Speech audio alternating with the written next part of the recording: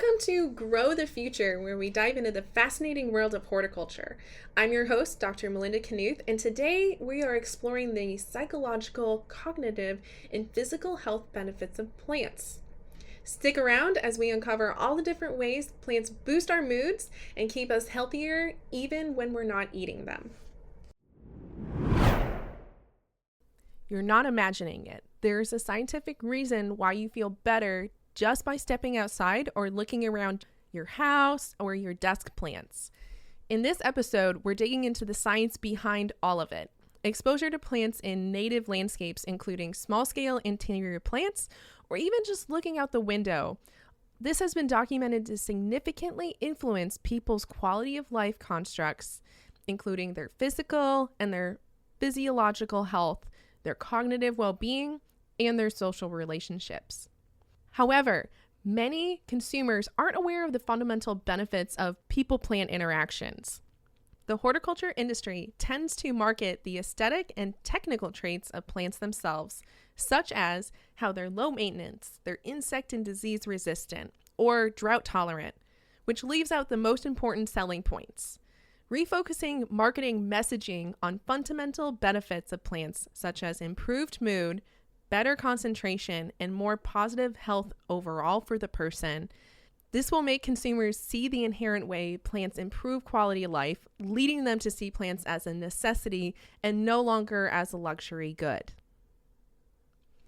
Biophilia is a human's tendency to seek connection with nature and other forms of life, and biophilic design is the incorporation of biophilia into the built environment. People inherently want to be surrounded by the natural world, and it improves their health as a bonus. So many industry professionals need to capitalize on these benefits, and it would help your business greatly by doing so. So, surprise fact or statistic? Did you know that patients in hospitals experience lower levels of stress when they are exposed to real plants or even just posters of them? Okay, now we get to the deep dive. The progressive disengagement of humans from the natural world has been viewed as a key public health issue and one of the most fundamental obstacles to halting global environment degradation. Understanding the benefits that plants give to the physiological, the psychological, and the cognitive health of people may persuade reluctant homeowners to potentially purchase more plants and improve their landscape, which will in turn improve their lives.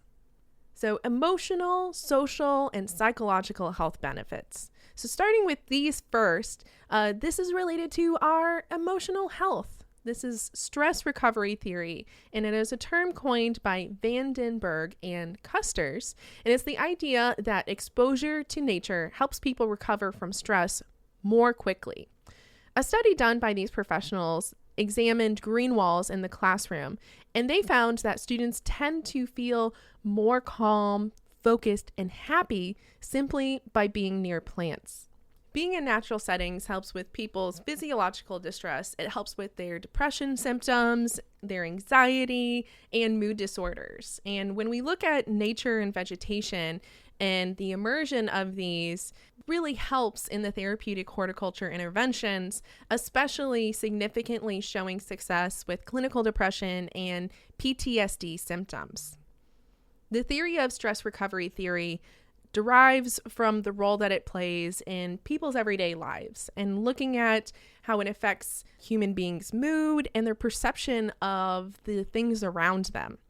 When we move from the classroom and more of the clinical setting into office spaces, just having 3 small to medium-sized plants can actually have a positive difference in the mood of employees and their reaction time, so how quickly they respond to stimuli around them, and even their perception of how clean the office is that they are physically within.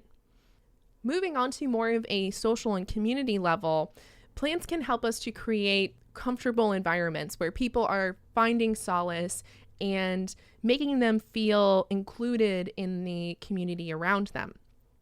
So participating in community gardening, for example, has been shown to improve well-being through increased social contact, as well as the culturally valued activities For example, some community members can't find culturally valued food products at grocery stores, and being allowed to grow them and still eat them with their families is very important, as well as mitigating food poverty and food deserts in high density population areas.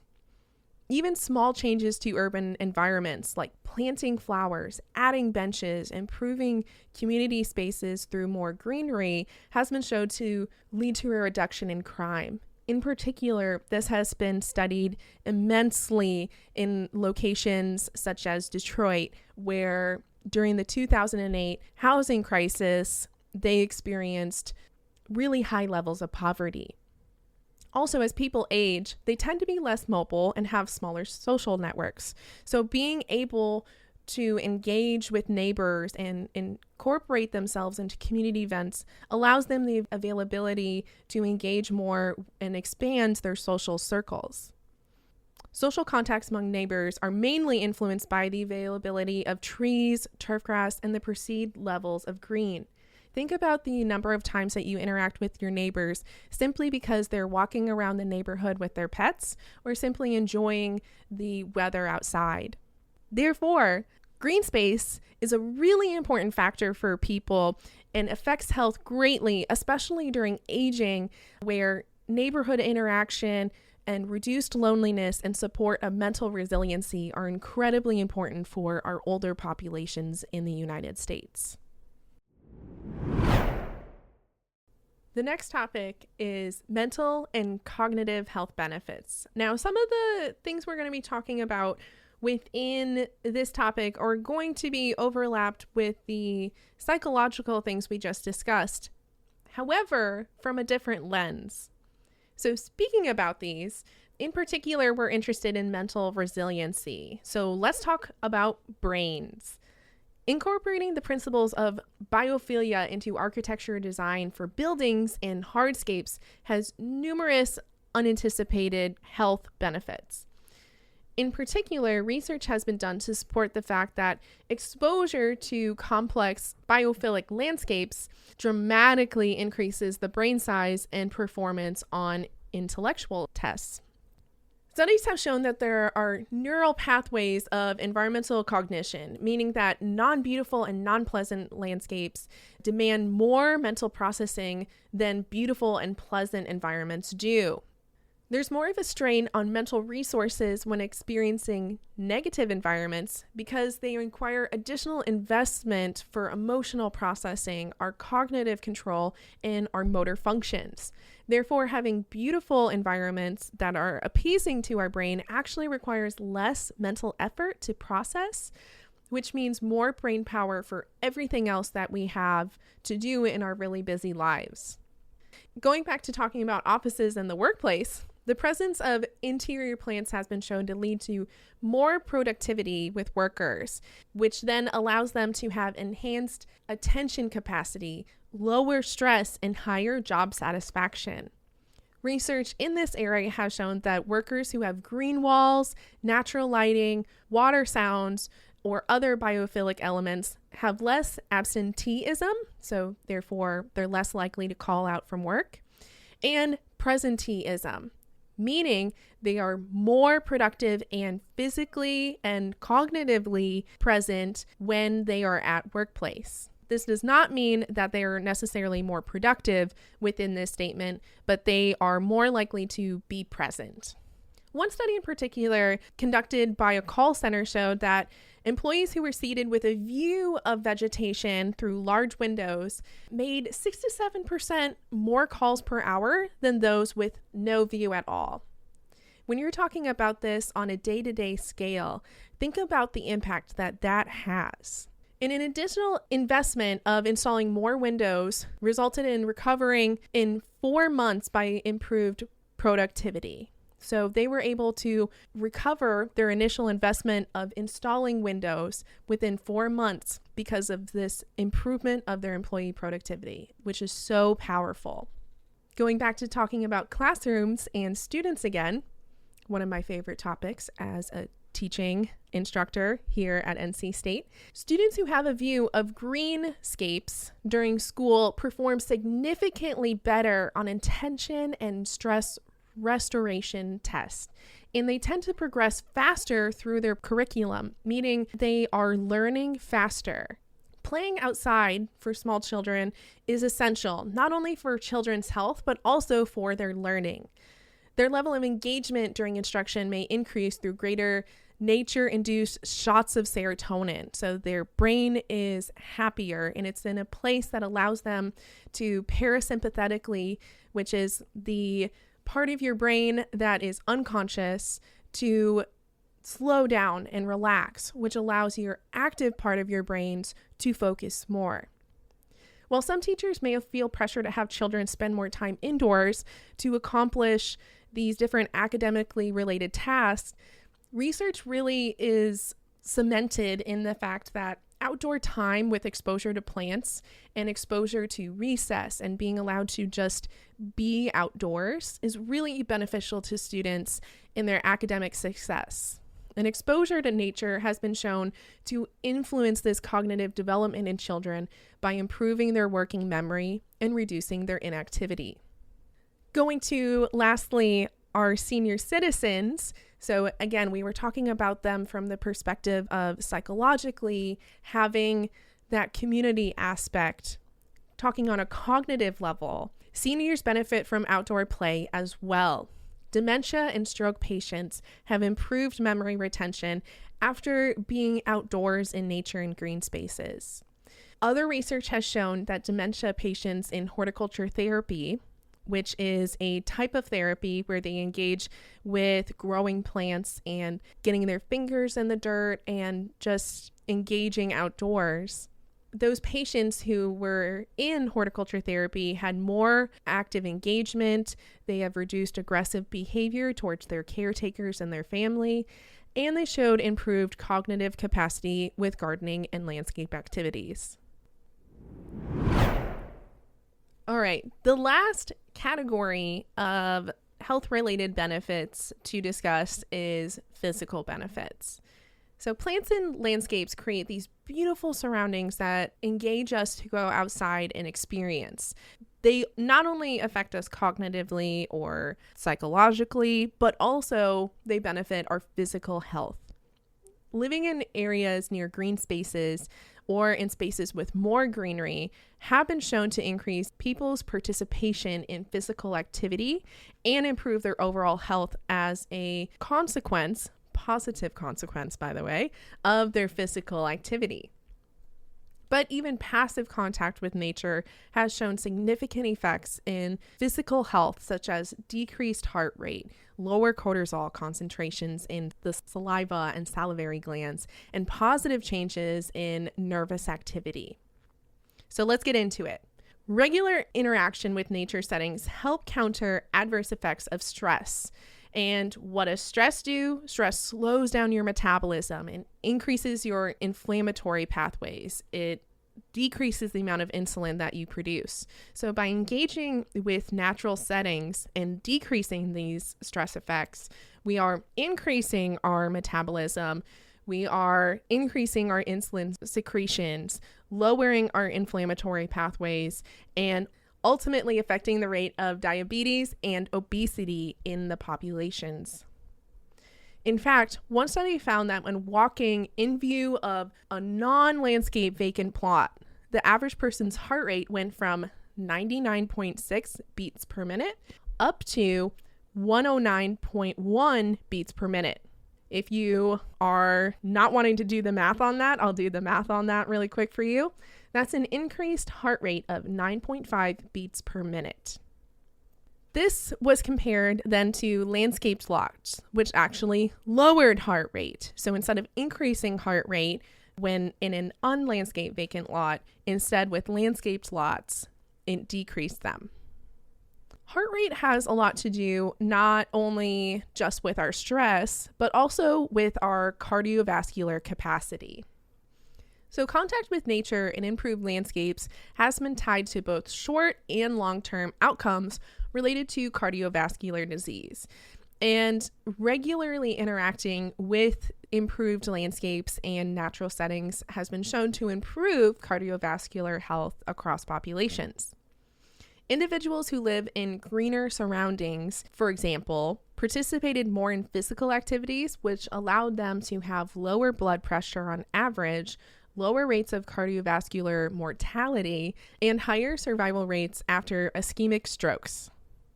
Cardiovascular health is one of the most important aspects of our physical health because without our heart in good health, it does affect all the other parts of our body. But let's not overlook the immune system. Let's now talk about that in our physical health related to our immunity.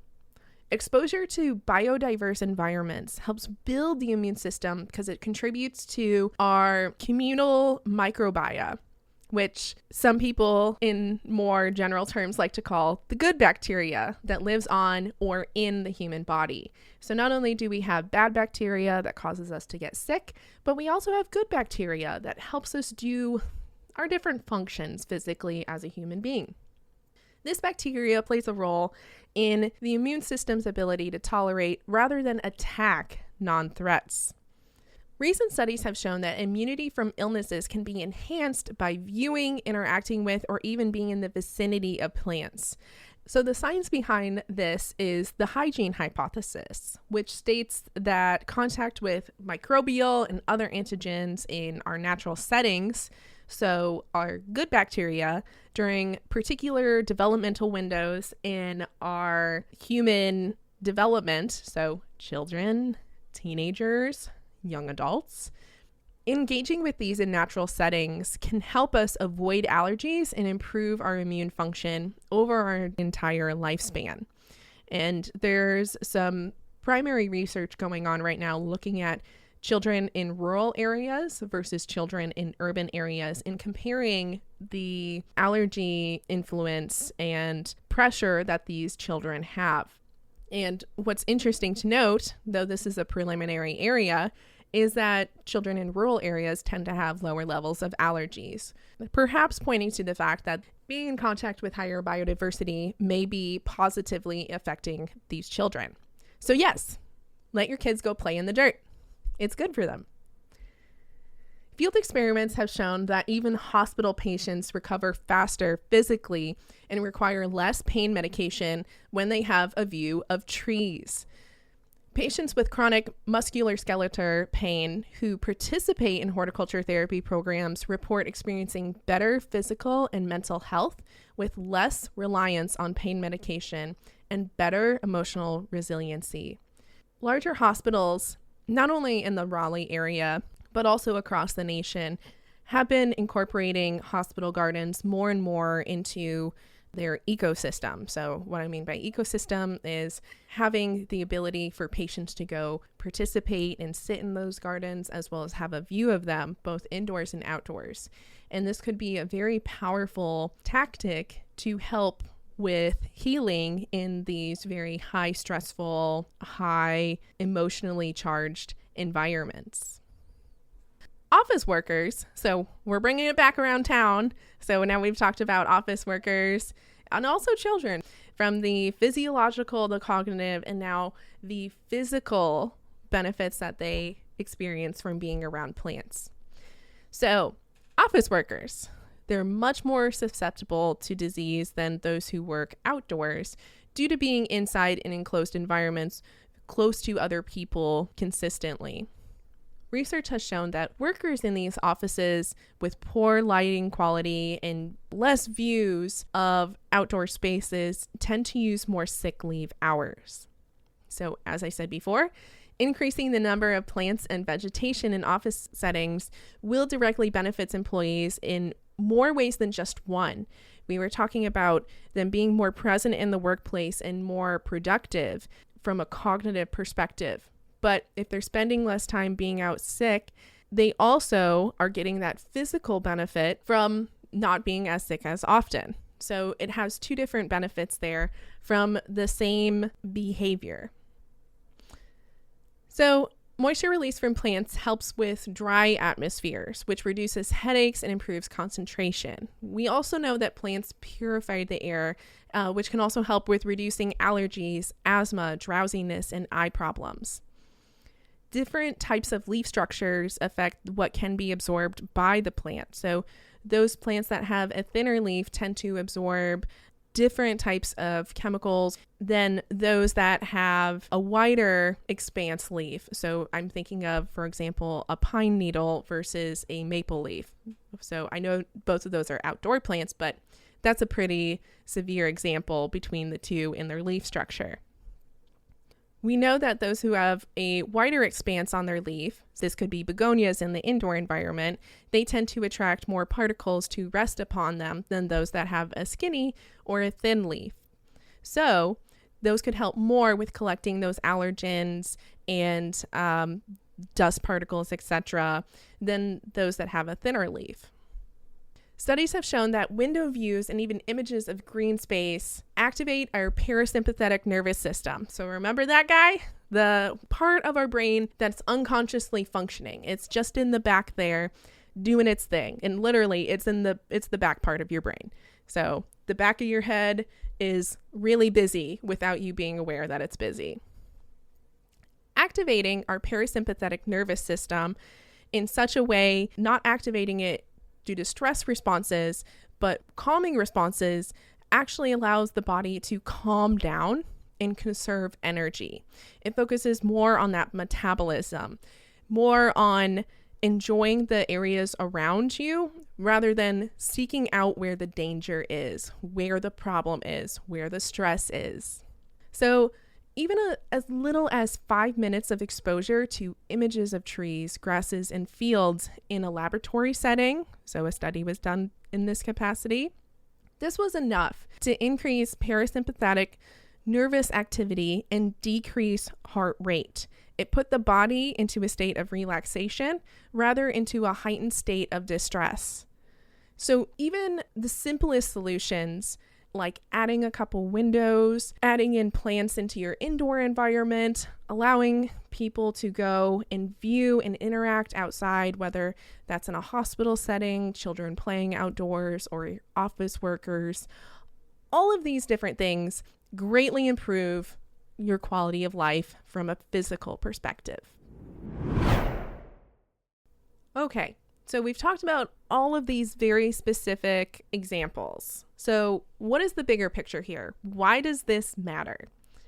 And ultimately, plants are not just decorative. They affect us in different ways that we aren't even aware of that they're doing. This affects us, as we discussed, cognitively, physiologically, physically, socially. There's many different functions that plants play in our everyday lives. And the more we understand these benefits, the more that we engage and talk about them and communicate them as functional benefits that they provide to not only us, our employees in the workplace, but also our end consumer of these products, the better we are to position ourselves to make meaningful change and to affect those around us. And a key feature of this is, as an industry member, I've received feedback from people in the industry on, this is great, Melinda, but what is the purpose of this? How can I use this information? And each of these different key messages you can incorporate into your marketing, not only your digital marketing, but also your in-store marketing and your magazines, whatever you may have. Adding in these key messages about, did you know plants could do this? Did you know that they perform this function? Or even just speaking with your employees about some of these facts. Maybe you have a fun fact of the week and you share one new fact about what plants do for us. And you encourage them to share that with your end consumer. Like, this is something you should be talking about with our consumers who come into the garden center. Engage them in a conversation related to this topic. This is how we share the message about why plants are important to us and why we should care about them. And not just, oh, that's a beautiful plant over there, but this is how it is engaging with me. So we have a relationship here that's deeper than just, I like the way that it looks. as well as persuading people to think about plants as a necessary thing in their lives. We need green space. We need plants. We want biodiverse environments. And this can help persuade consumers to think about things in a different perspective. This has come about through COVID, where we went from thinking about plants as just aesthetic to considering them as perhaps a need.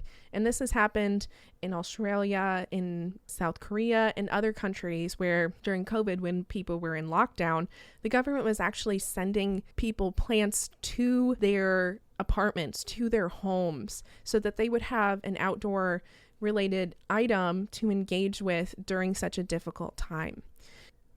So this is just, again, another example of how the mindset of changing from, oh, here is just this optional good in our lives to a necessary good, how we can persuade people to think about plants in that direction. And that's ultimately what we want, is we would love for people to want plants around them all the time because of all the benefits they provide, as well as helping the industry and engaging with our customers and building loyalty, the golden ticket, as I call it, the loyalty that we are constantly seeking. All right, so thank you for joining me today on our first episode of Grow the Future. The purpose of this podcast is to share scientific information about horticulture and floriculture with industry members. So please be sure to subscribe, share with a fellow plant lover, or tune in next time as we continue to explore the world of horticulture and help explain scientific concepts in a more accessible format for industry members to discuss and engage with. So until next time, keep growing.